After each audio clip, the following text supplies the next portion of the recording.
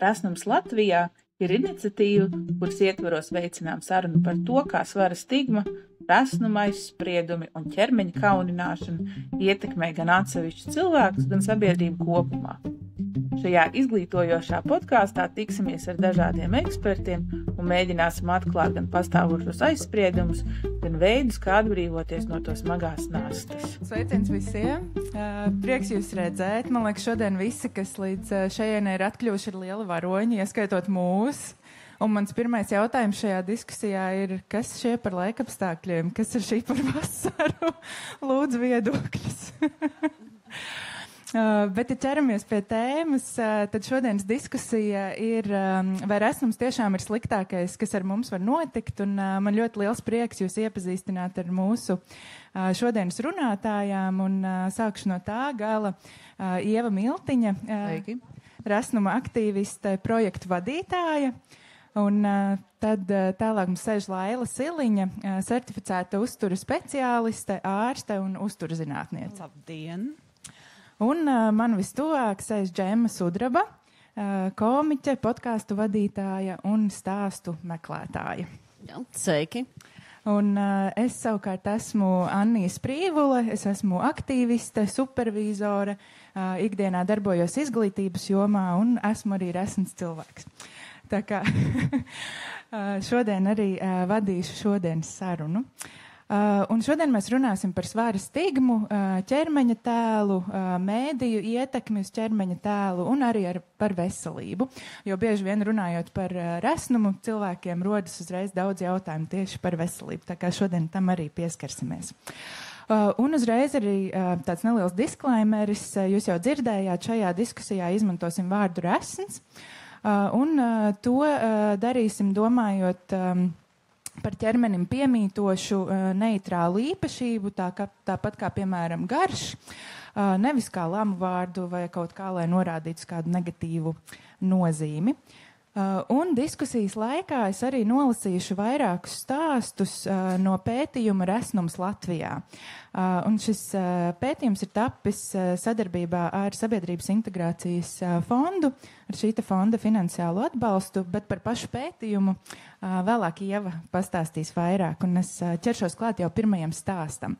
Tātad cilvēkiem bija iespēja iesūtīt savus stāstus par to, kā viņi piedzīvo būšanu rasnā ķermenī.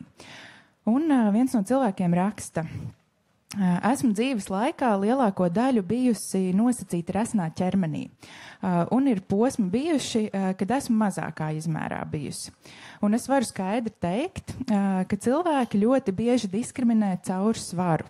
Tas nenotiek tiešā formā, caur vārdiem, kā aizliekšanu un tā tālāk, bet tas notiek ar ignorēšanu, izvairīšanos.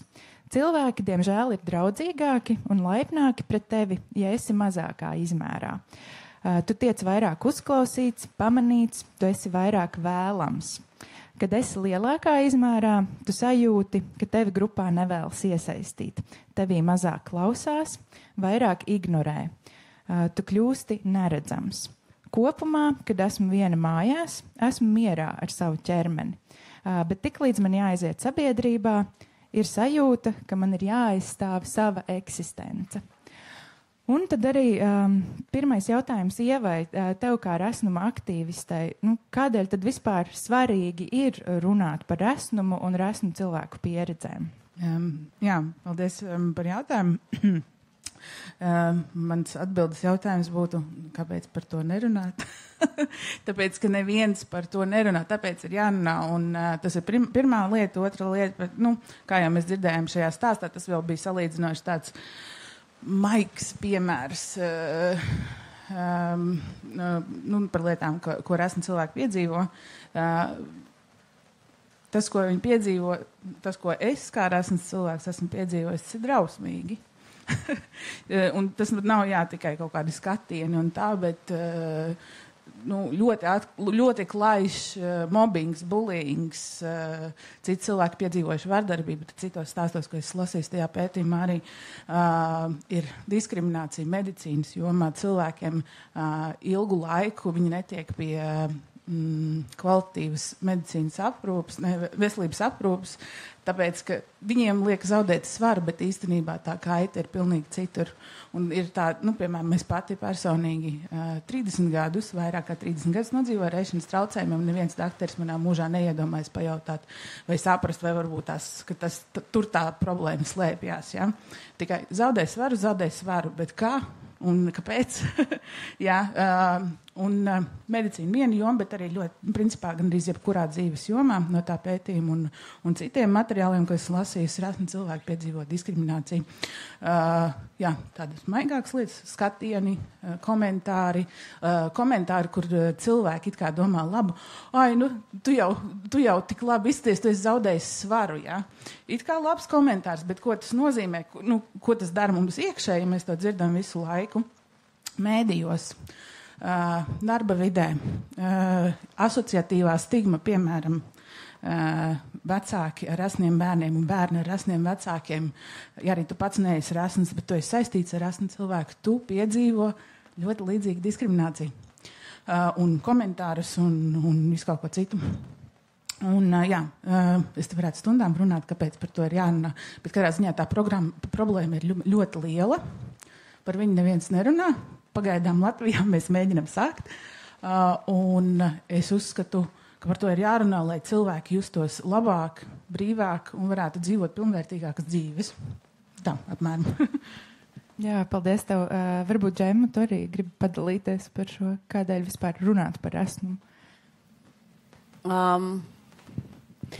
Nē, tādēļ, ka es kā sievieti jūtu, ka ir diezgan liels spiediens. Es domāju, ka ir ne tikai tā rasnuma stigma un tievākam cilvēkam ir vieglāka dzīve, bet es domāju, ka arī skaistākam cilvēkam ir vieglāka dzīve. Mums ir arī skaista un privilēģija. Kā nevelti. Es tiešām redzu, kāda ir starpība, jā, starp to, kā tu izskaties, lai tu dabūtu lietas no lietām, no cilvēkiem, jo īpaši vīriešiem, bet arī sievietēm. Un, kā ir milzīgs spiediens, viņš nāk no visām pusēm, ka ir jātievē, un man liekas, ka višķīt ir svarīgi atšķaidīt to sarunu, tā kā kāpēc. Viens no pēdējā laika interesantiem piemēriem, ko es pamanīju, kur viena, es nesaukšu vārdā, ļoti populāra žurnālisti, kas ir ārkārtīgi tieva, nolēma, ka viņai tomēr ir tie 2 liekie kilogrami jānomet un tā kā riktīgi stāstīja par to, cik tas ir svarīgi un nevienā brīdī, kā kritiski domājuši cilvēks, neuzdeva jautājumu, kāpēc tu vajag tos 2 liekos kilogramus? Kurš tev pateica, ka tev ir jābūt tādā svarā, tavā vecumā? Kāpēc? Un ka mēs arī nedomājam par šo kāpēc man īsti ir jānotievē? Jo tā godīgi, es gribu domāt par citām lietām savā dzīvē. Nezinu, kādas grāmatas izlīt, kādas filmas apstīties, ar kuriem draugiem satikties, nevis tā. Es nevaru tikties ar draugu, tad, kad es tievēju, ja? Jo es visu laiku vai tievēju vai resnēju, tā ir visa mana dzīve, ja? Un nekas nemainīsies, es domāju, es te sēžu, tad es teikšu, jā, es esmu pilnīgā mierā ar starpiem, neesmu nekādā mierā, man visu laiku liekas, bāc, nevar drēbes nopirkt, ja tu esi resns, nevar vienkārši spiež kaut kas pretīgi, tu tizli izskaties, tievam ir būt daudz vieglāk. Bet vienkārši man tas paņem pusi manas dzīves, ja es tievēju. Un man tas pašai besī, ka es kļūst, ka tas vienkārši visa tā ēšana, plānošana, pirkšana, domāšana, tu visu laiku griez to pārtiks jautājumu, sporta jautājumu pa galvu, tev nepietiek laika citām lietām, kuras es gribētu vairāk citām lietām veltīt savu laiku. Es nezinu, varbūt tas nav pareizi, varbūt vienīgais, kam ir jāvēlt laiks normālam cilvēkam, ir sports un tievēšana. Man čista negribas, es nezinu.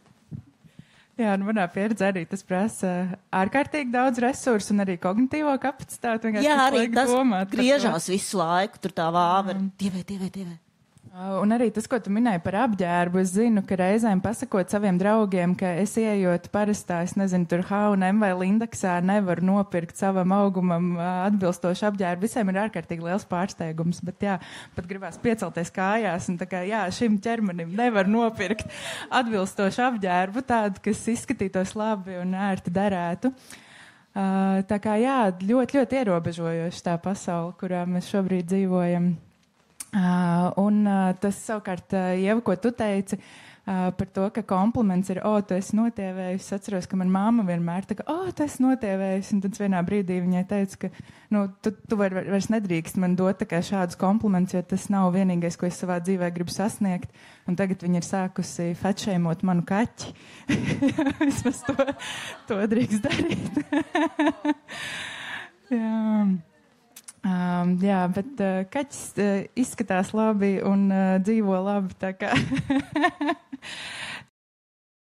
Statistikas un datus, ko pamatoties mūsu darbā, jo mēs varam stāstīt, kas notiek Amerikā un jebkur citās valstīs, bet mūs īsti neņems par nopietnu, teiks, tur jau Amerikā viss ir esni, tāpēc viņiem ir tāda diskriminācija. Un es izdomāju, vajag uztaisīt šādu pētījumu, lai saprastu esni cilvēku pieredzes, jo ir skaidrs, ka tā kā cilvēkam, kurš ar to nav saskāries, vai arī kurš ļoti uzskata, ka šādas diskriminācijas nav, viņam var teikt statistiku, cik reizes gribi. Es domāju, ka tas cilvēkam tā kā nav viegli saprotams, bet tiklīdz tu pastāsti cilvēku stāstu, kā tu nolasīji, Anni, uzreiz kļūst skaidra tā pieredze un kas notiek tajās situācijās, kad mēs tiekam diskriminēti un kāpēc tas ir slikti, kur rodās tās negatīvās sajūtas, kāpēc mēs vēlamies brīvāku pasauli, no kā, ja? Un tad es to anketu palaidu pagājušā gada sākumā, bet tagad šogad mums atbalstīja Sabiedrības integrācijas fonds ar finansēm, lai šo pētījumu uzrakstītu. Un tad es ļoti ceru, ka tuvāko nedēļu laikā viņš parādīsies arī mūsu sociālmedijos mājaslapā.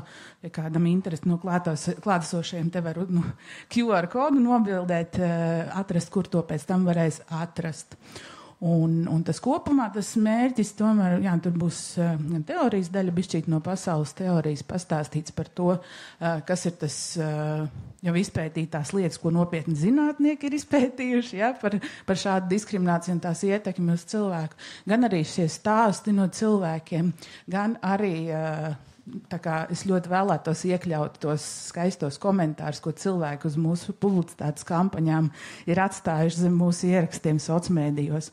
Tā kā, jo viņi ļoti, ļoti spilgti atspoguļo tos pastāvošos aizspriedumus. Ēd mazāk, skrien vairāk, tu esi slings, tāpēc, ka tu esi resns un vēl visādas citas lietas, kas tur ļoti smuki tā atspoguļojas. Tā, aptuveni. Jā, es aizmirstu tagad, ko es gribēju šajā sakarā pajautāt. Jā, bet kā tad ir ar to diskrimināciju un svara stigmu? Vai tas ir īsts, vai mēs nevaram tiešām vienkārši ēst mazāk un kustēties vairāk? Kur ir problēma? Jā, varbūt tie ir dažas vārdas, un tad lai. Jā, īsumā atbildot uz tavu jautājumu, zinātnieki pasaulē saka, ka tā gluži nestrādā. Tā kā es teikšu no savas perspektīvas un ļaušu Lailai piemetināt no savas, tā kā no manis kā aktīvista perspektīvas un tā kā cilvēks, kas cīnās pret diskrimināciju. Tas varbūt strādā pirmajā reizē. Un tā kā man arī patīk strādāt gan ar cilvēkiem ar ēšanas traucējumiem, gan klausīties visus šos te stāstus, sākot no bērnības, no ģimenes, no medicīnas personāla, no visas vides, kas mums ir apkārt, tad es teiktu, ka es nevienu vairs netievinu. Vienkārši nedaru to. Jo liekais svars, aptaukošanās, vienkārši lielāks ķermenis, saucam to kā gribam, vienalga cik medicīniski.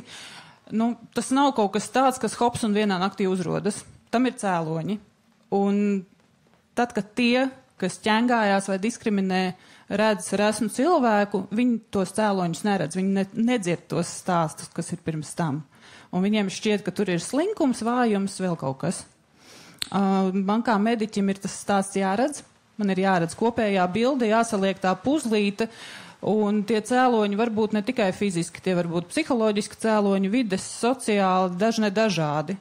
Un ja mēs nezinām, kāpēc cilvēks ir resns, Mēs viņam palīdzēt pirmkārt nekā nevaram. Otrakārt, ne jau resnums ir tas, kas mums ir jāārstē. Ja cilvēks ir atnācis pie manis, viņam ir kaut kāda bēda, ar ko viņš atnācis pašsajūtā, veselībā, vienalga. Veselība mēs ņemam kā tādu pēc PVO definīcijas, kā pilnīga psihiska, fiziska un sociāla labbūtība, labsajūta. Ja? Un tad mēs strādājam ar tiem kāpēc. Svars var mainīties un var nemainīties, bet mainīsies pašsajūta, labsajūta un veselība. Līdz ar to es gribētu, lai mēs pirmkārt paskatāmies uz cēloņiem un otrkārt redzam kopbildi, nevis kaut kādu vienu pazīmi, svaru, izskatu. Tas ir absurds, manuprāt. Paldies tev. Tas mani patiesībā aizved arī pie nākamā stāsta no pētījuma Resnums Latvijā. Un šis cilvēks savukārt raksta. Pieaugušajiem nebija slinkums atkal un atkal komentēt manu ķermeni, taču tikai noraidošā, nosodošā vai ar citiem salīdzinošā veidā. Un es ātri no bērna, kas savā ķermenī jūtas ļoti ērti, kļuvu par ārkārtīgi kompleksainu pusaudzi. Tagad, gandrīz 30 gadus vēlāk, man jau gadiem ir ēšanas traucējumi un milzīga plaisa starp mani un manu ķermeni. Grūti ļaut sev to pilnībā sajust un respektēt tā vajadzības. Piemēram, ja esmu izsalkusi paēst vēl. Visu laiku sevi uzraugu un baidos, ka to dara arī citi. Un tikai gaida kādu negaidītu mirkli, kad pateikt kaut ko riebīgu. Un Laila, tad arī nākamais jautājums tev. Ko ķermeņa svars vispār pasaka par cilvēku veselību? Labs jautājums. Labi, iztēlojamies abstrakto kaut kādu cilvēku, kurš sver 90 kg. Ko tas pasaka par viņu? Vai tas kaut ko pasaka par viņu veselību? Vai tas mums pat pasaka, vai viņš ir tievs vai resns? Mēs nezinām, vai viņš ir 1,50 m vai 1,90 m. Labi. Mēs nonākam pie tā, ka ir ķermeņa masas indeks, kur ir ņemts vērā gan svars, gan augums. Paņemam atkal kaut kādu abstraktu ciparu. Teiksim, ķermeņa masas indeks 30. Tas ir uz robežas starp lieko svaru un aptaukošanās pirmo pakāpi. Ko mums tas pasaka? Atkal pilnīgi neko. Varbūt cilvēkam tiešām ir aptaukošanās pirmā pakāpe ar kaut kādām izrietošām labsajūtas vai veselības sekām. Varbūt viņš vienkārši ir fitnesists ar lielu muskuļu masu. Labi, mēs to pašu cilvēku varam uzlikt uz bioimpedances ierīces, saucamajiem gudrajiem svariem profesionālajiem, noteikti ķermeņa kompozīcija. Cik tur procenti muskuļu, cik tauku, viscerālo tauku ap vēdera zonu un tā tālāk. Labi, bišķiņ vairāk varam uzzināt. Tad mums droši vien būtu jāzina pirmkārt, vai tas ir vīrietis, vai tā ir sieviete, kura grib tos taukus, lai kaut kādas krūtis un gurni vēl būtu palikuši. Labi. Bet principā neviens cipars pats par sevi nepasaka neko. Pilnīgi neko. Pat ja es analīzēs redzu tikai, palielināt cukuru vai insulīna rezistenci vai tikai palielināt holesterīnu, arī šis viens cipars man nepasaka pilnīgi neko, jo es neredzu kopbildi. Paldies, Džem. Ieva, varbūt jums kādi komentāri par šo, kā jūs saskaraties ar to?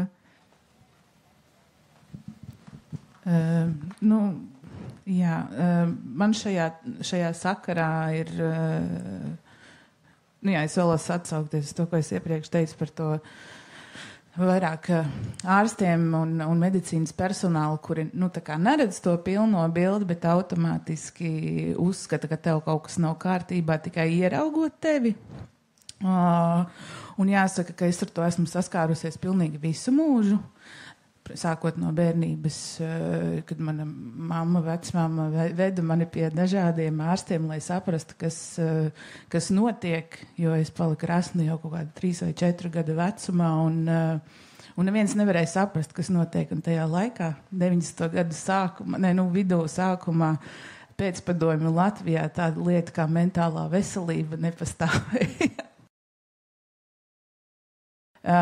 Un ko tas rada ilgtermiņā ir sajūta, ka medicīna īsti nav priekš tevis, ja?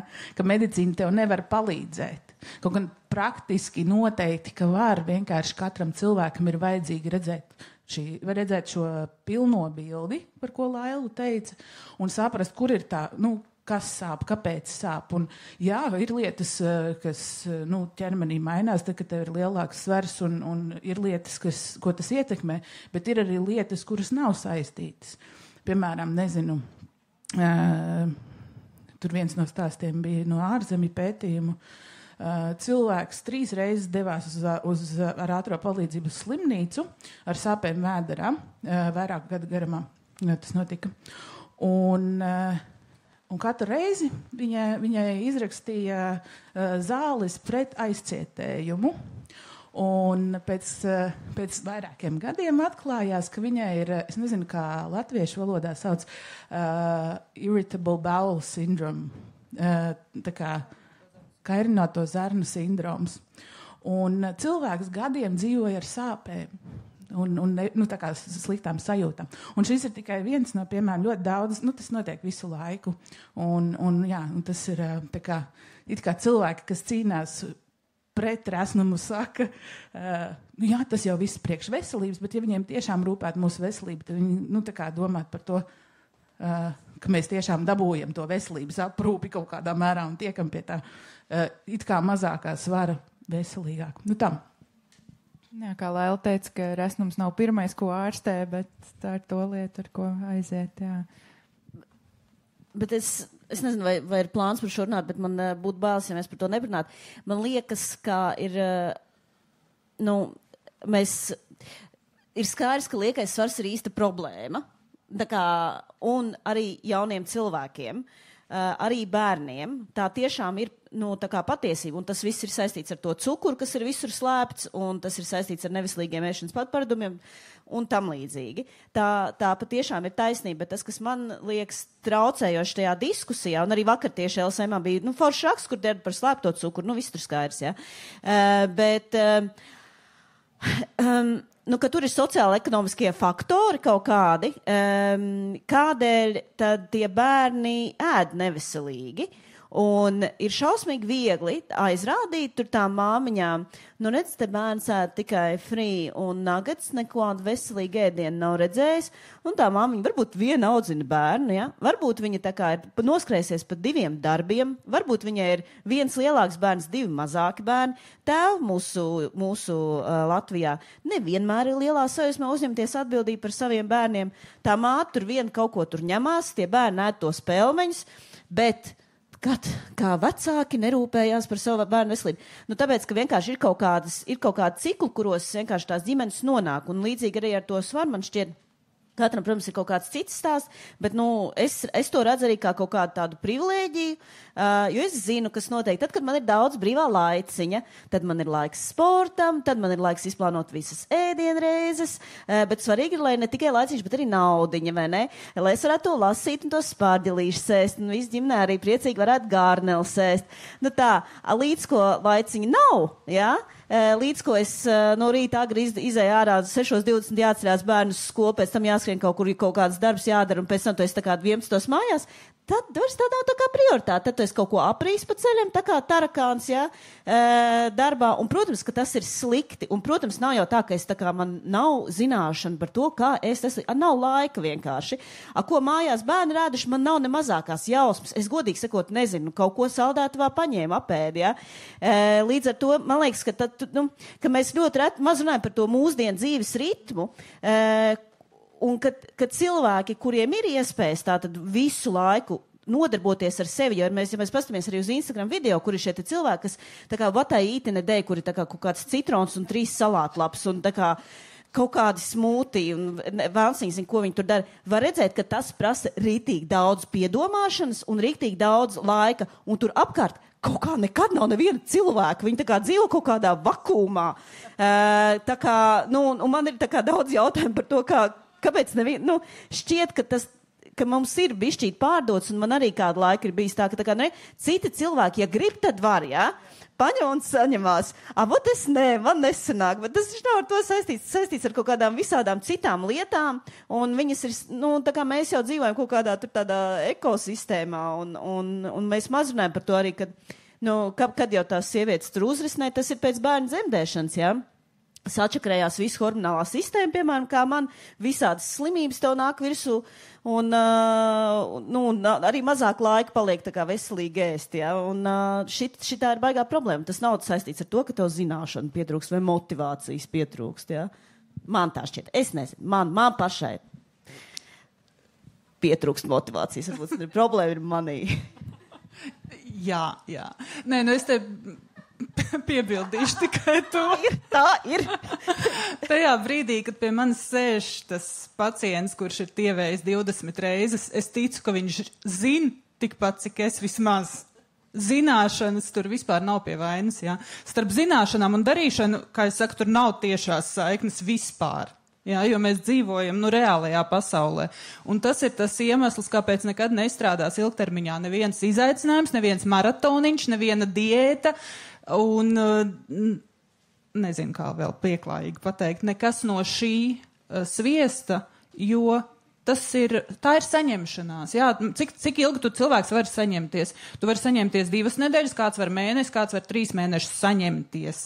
Jā, sasvērt tur kaut ko, samērīt, saskaitīt, bet tam nav nekādas piesaistes vispār reālajai dzīvei. Es nekad nevienam cilvēkam nesastādu uztura plānus, piemēram, ne par kādu naudu. Es vienkārši saku, es to nedaru, jo tas nestrādās. Jūs taču nekad to nedarīsiet, lai cik tas plāns būtu adekvāts, pat bez tikai tur sparģelīšiem un lasīšiem, bet pat pavisam vienkārši plāns, tas nestrādā.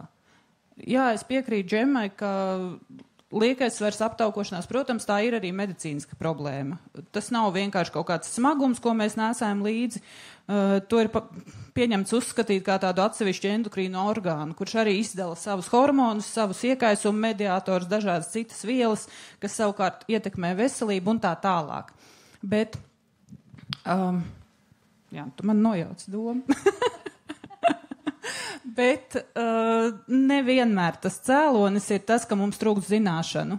Ja? Tāda, protams, elementāra uzturpratība kopumā Latvijā joprojām ir zemā līmenī diezgan, bet nav tā, ka resni cilvēki nekustās, vai viņi ir slinki, vai viņi ir fiziski mazaktīvi. Tie ir visi tie aizspriedumi, kas krājās kaudzītē, ko droši vien Ieva pētījumā redz viena aiz otra.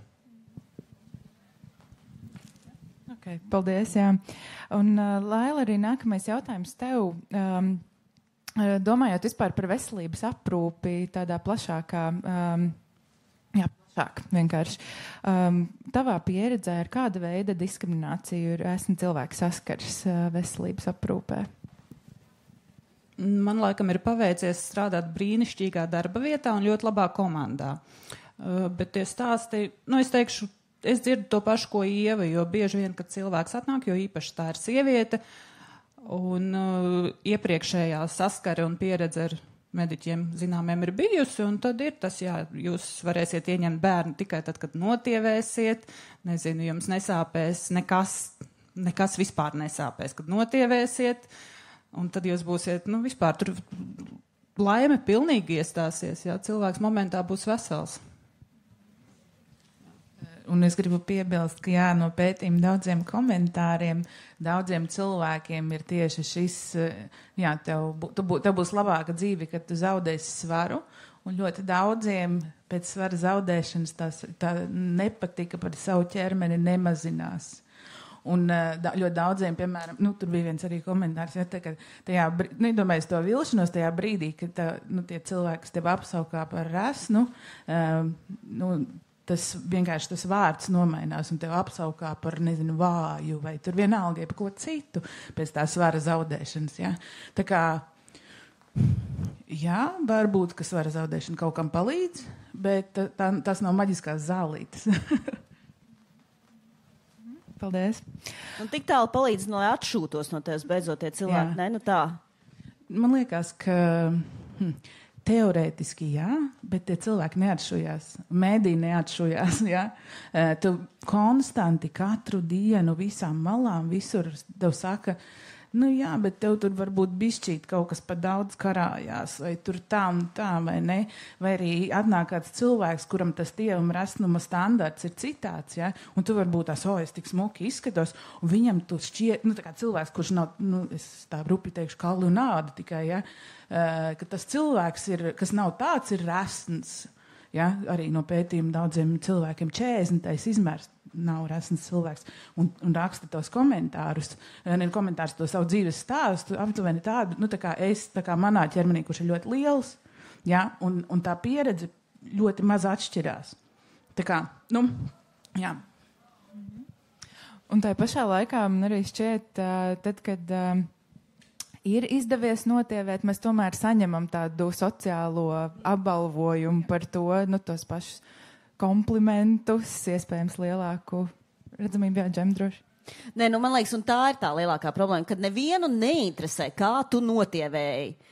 Ja, un es vienkārši dažreiz domāju, tā kā es notēvēju, tad man saka, cik tu superīgi izteici notēvēju, es domāju, es gribētos, bet man vēzis. Es atvaru, šis varbūt bezgalmīgi, bet man liekas, cilvēki tik stulbi ir ar šo te stulbo komentāru. Viņi nezin, nu, tā kā, cik tas ir kādam maksājis un kāpēc viņš ir tievs.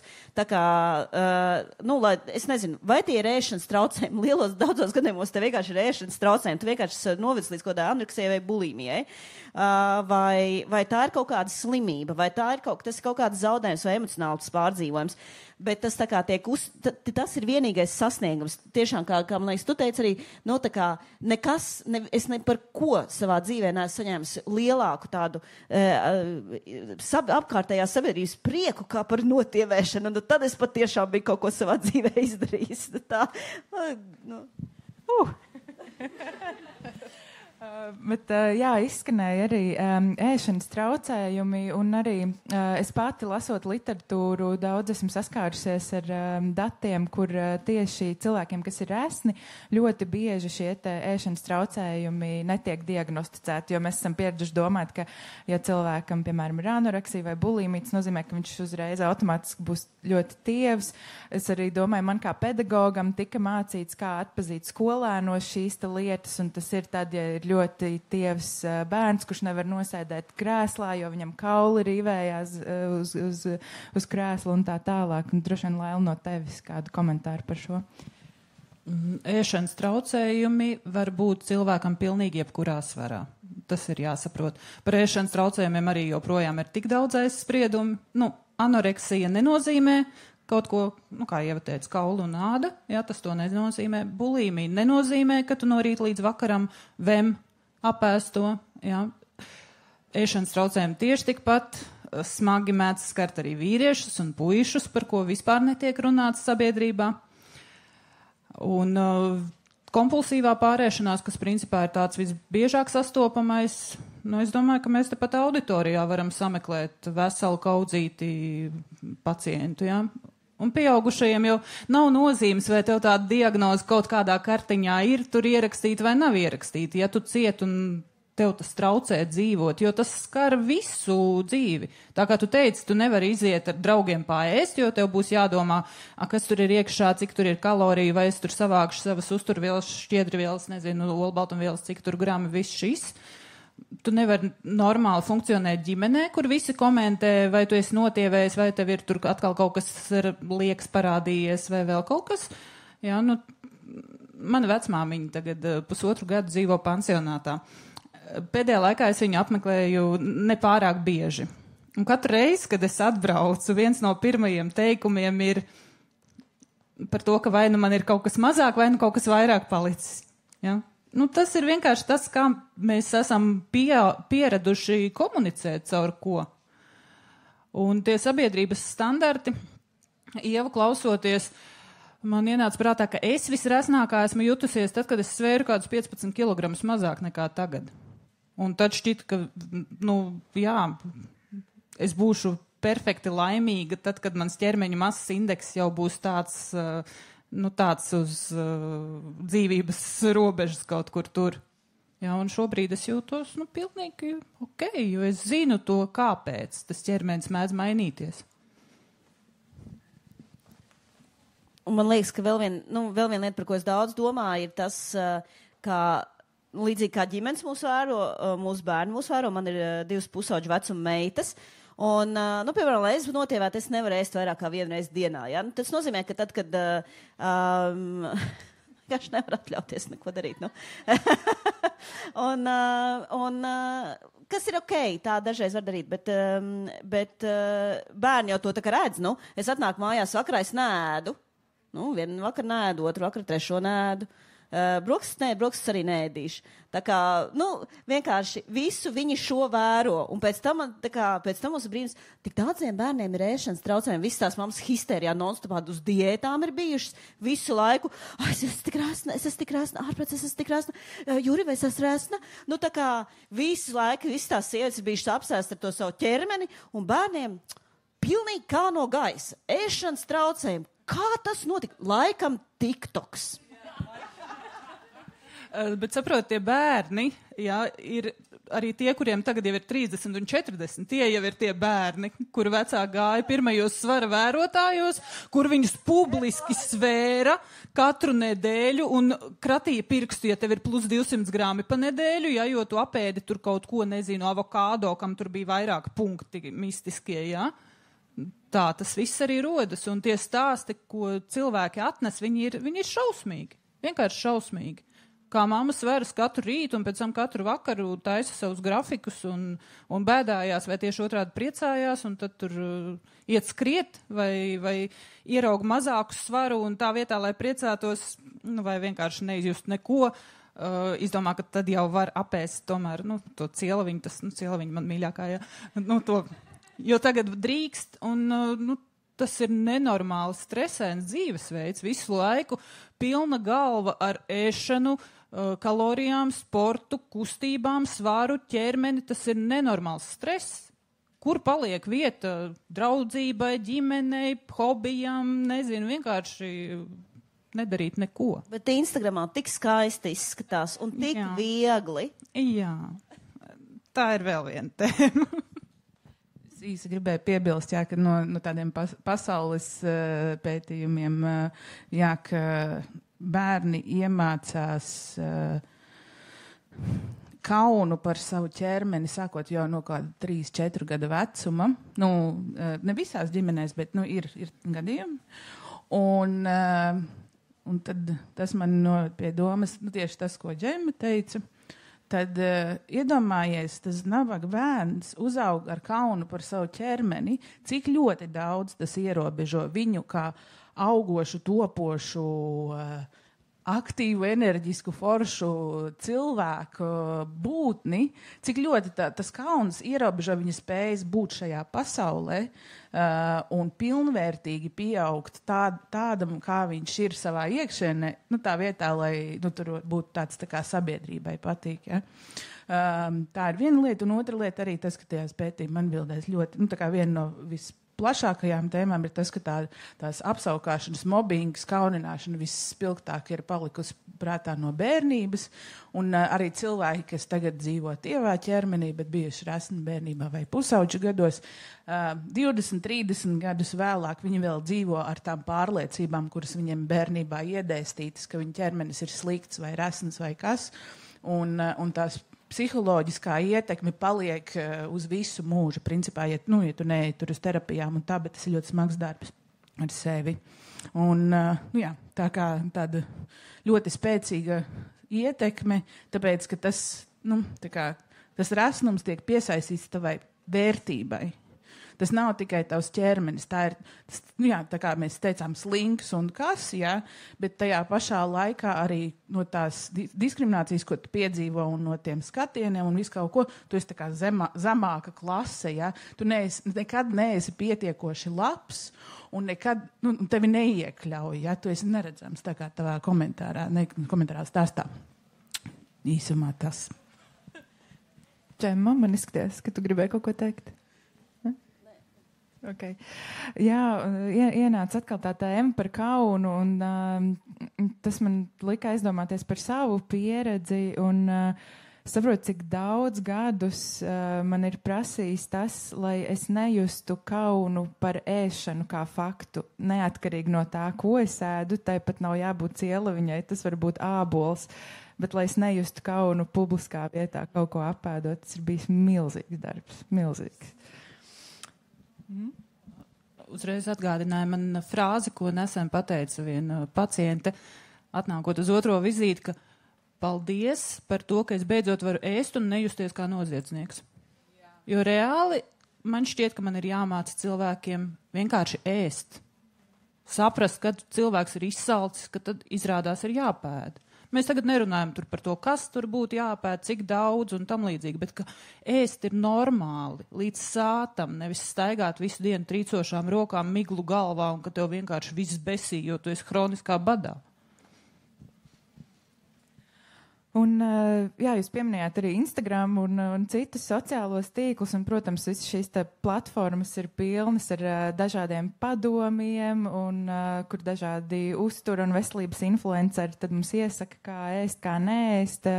Kā tad vispār atšķirt mītus no uzticams informācijas? Šis jautājums jums visām, es domāju, mēs visi esam ar to saskārušies.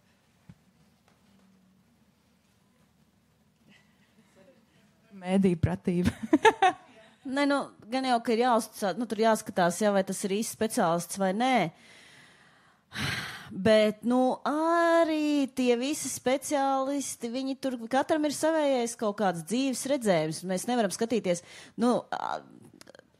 tā kā man tā šķiet, ka viņiem katram ir kaut kādas tādas domas par pasauli, par sevi, par citiem, par viņu vērtības, un šitā ķermeņa lieta, tas nav tā kā gluži kā zobi, man liekas, vai ne?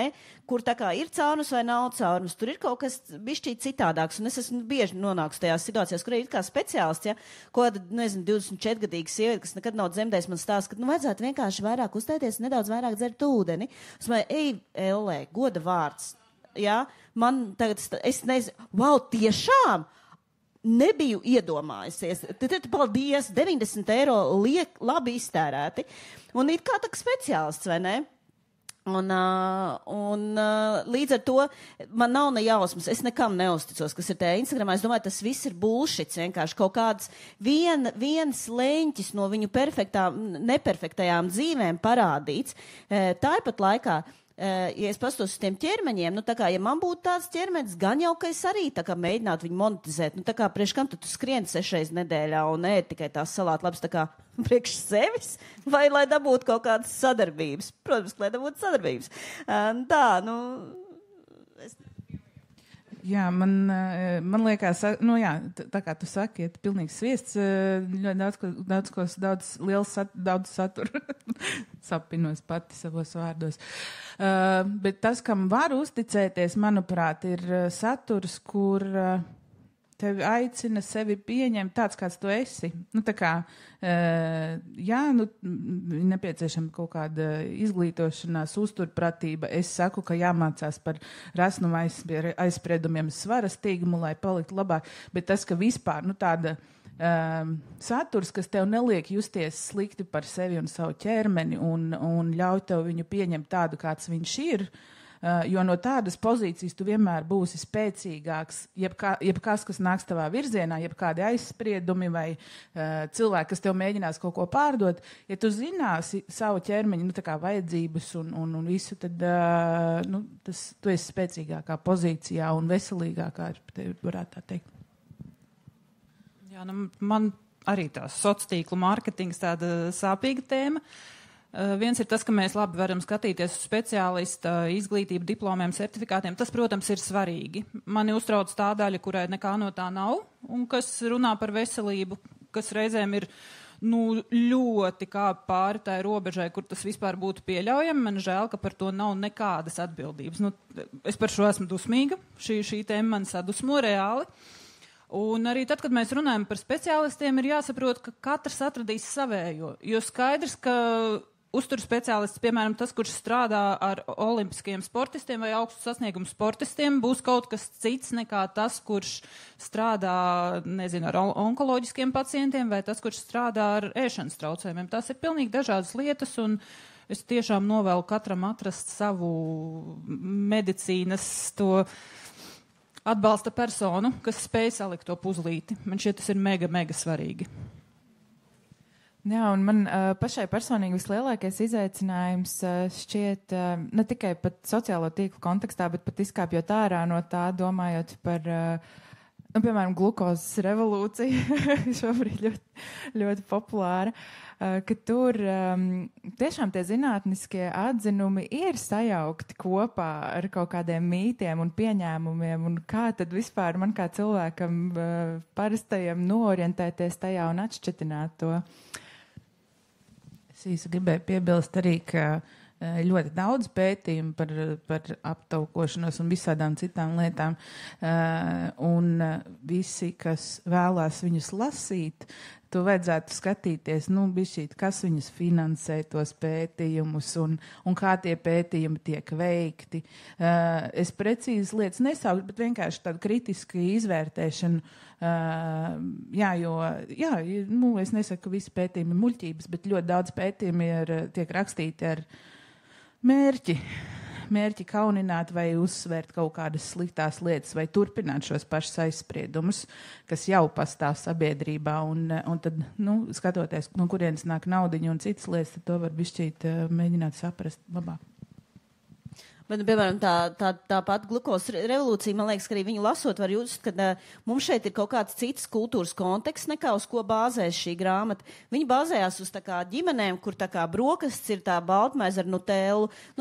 Man liekas, mums šitā nav lieta, un tas ieteikums ir tā kā ēdiet vairāk dārzeņus. Sākumā dārzeņus, pēc tam pārējiem, man liekas, ok, fine.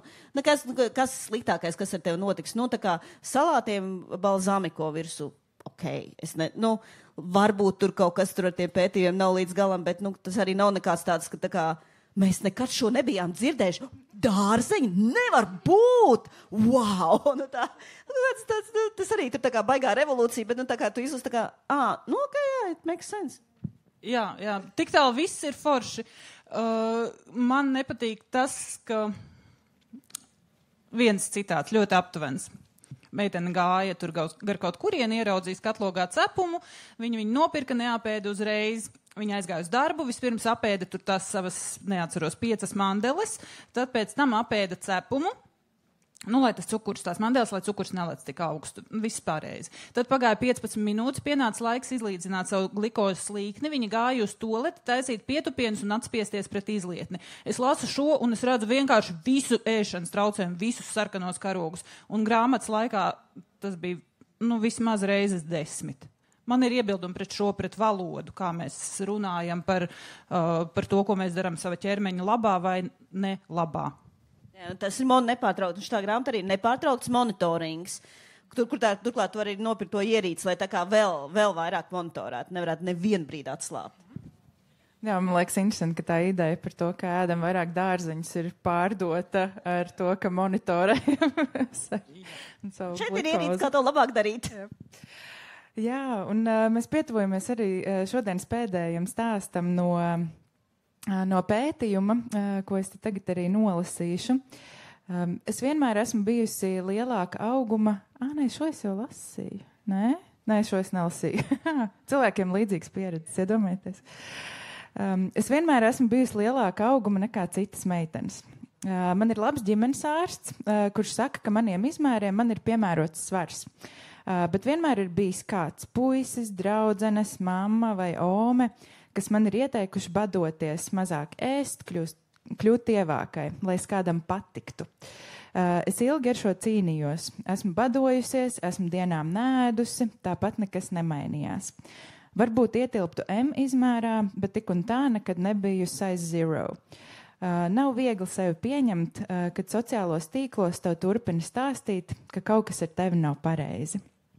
Mēs jau pieskārāmies arī sociāliem tīkliem, bet šoreiz vairāk par to, kas tad vispār ir tas, ko mēs mēdījos redzam.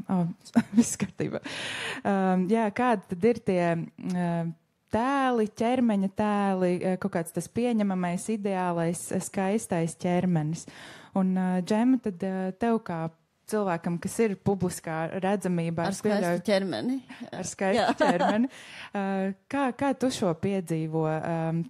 Kāda vispār nozīme sabiedrībā un kultūrā ir ķermeņa tēlam un kā tas tavā dzīvē ir ienācis? Nē, par to ir gan daudz pētījumu, protams, ka tas viss ir, ja jūs pat arī vienkārši Shutterstock ieiet skaista sieviete, tā tur būs arī tā kā, tieši kā, ja mēs visi galvā tēt iedomājamies, kāda skaistiet tievi, ja? Un balta, un visdrīzāk blonda. Bet... Un resnums, protams, viņš tur tā kā slinkums, tur tā kā, tur viss tās te lietas, jā. Bet tas, kas man ir svarīgi runāja par to Instagram, man liekas, tā foršā lieta ir tā, ka tu var redzēt, ka var izrādās, ka arī netievi cilvēki var iztīties ok. Un dzīvot tā kā ko laimīgu dzīvi un tā kā būt tā kā lokani.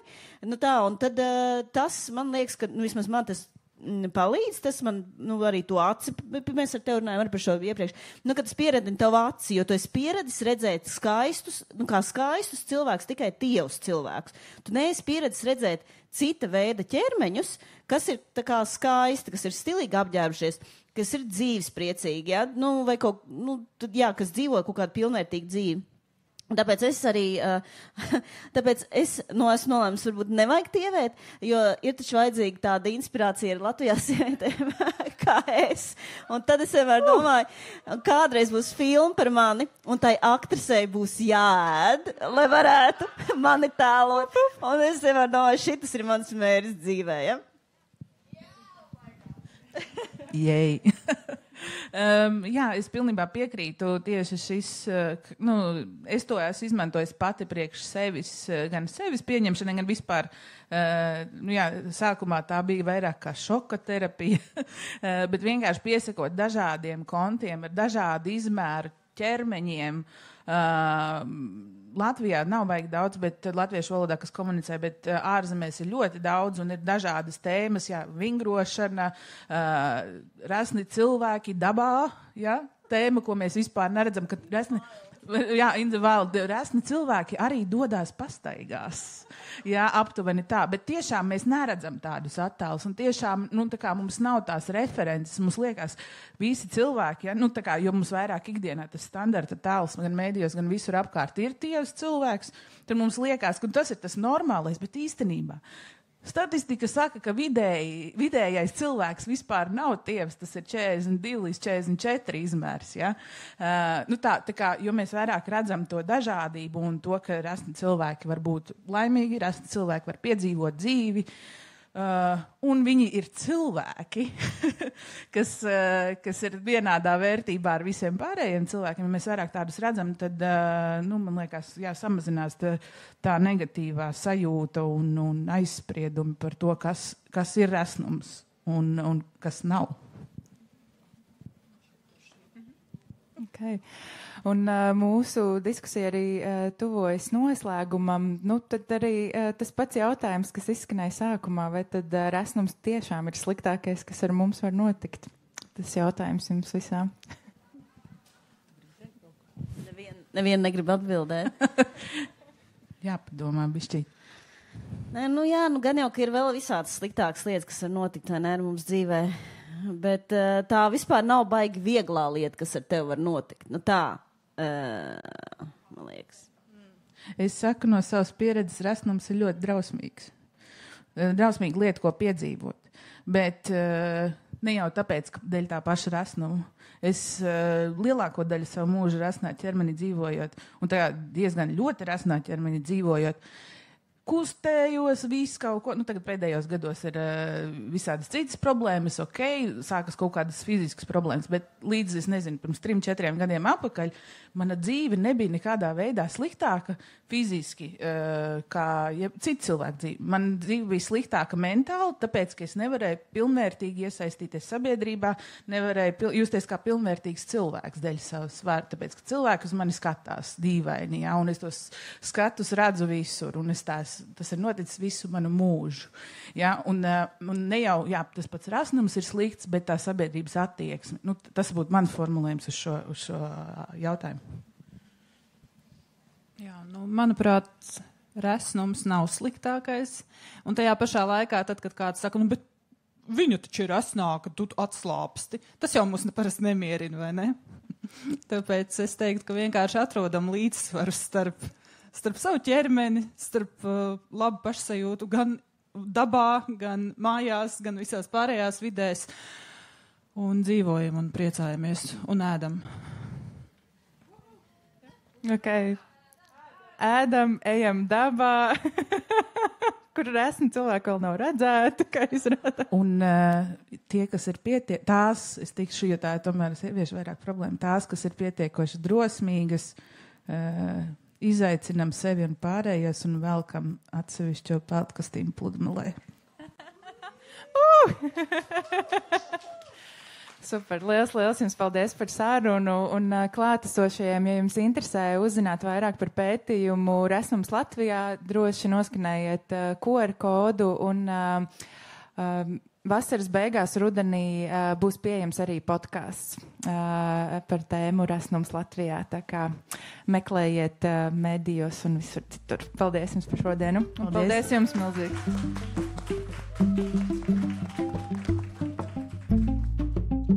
Šis podcasts ir radīts ar Sabiedrības integrācijas fonda finansiālu atbalstu no valsts budžeta līdzekļiem. Par tā saturu atbild biedrība Flourish NGO.